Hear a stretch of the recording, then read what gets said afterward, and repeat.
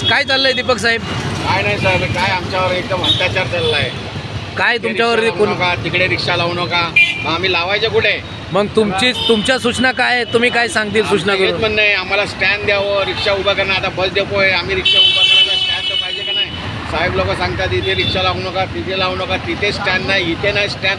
मग आम्ही लावायचे कुठे? मग बोईसरला तुम्हाला स्टँड अजिबात नाही आहे? साहेब बोईसरला 50 रिक्षाचा स्टँड आहे, तिथे 200 रिक्षा आहेत, 150 रिक्षा जातील कुठे? मग मला तुम्ही सांगा, या ठिकाणी आता आपण या ठिकाणी ओसवालमध्ये आहोत. या ठिकाणी बघा नो पार्किंग फेरीवाले क्षेत्र लावण्यात आलेलं आहे, तरी पण गाड्या उभ्या करतात. तर मी काय म्हणतो, बाकी अजून काय तुमच्याकडून सूचना होती? हेच म्हणणं आहे, आम्हाला स्टँड मिळावं कायदेशीर.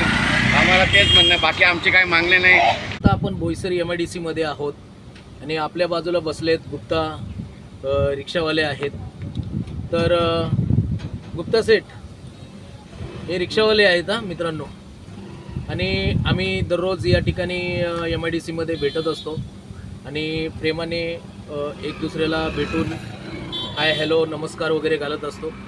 ते आमच्यापेक्षा वयस्कर आहेत आणि आपल्या वडीलधाऱ्या लोकांबरोबर बोलताना आपण सौजन्याप्रमाणेच बोललं पाहिजे आणि त्यांच्याबरोबर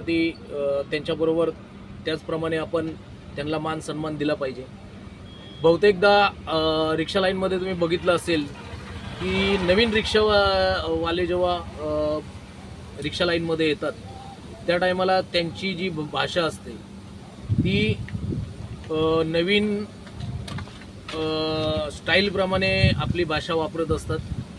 आणि जे वयस्कर आहेत, जे बरेच अनेक वर्षापासून रिक्षा चालवत असतात, ते आपला शांतपणे धंदा केला जातो. गुप्ता सेठ, आप रिक्शा लाइन में कितने साल से हो? जोर से बोलो, मतलब आवाज जाएगी. 20 साल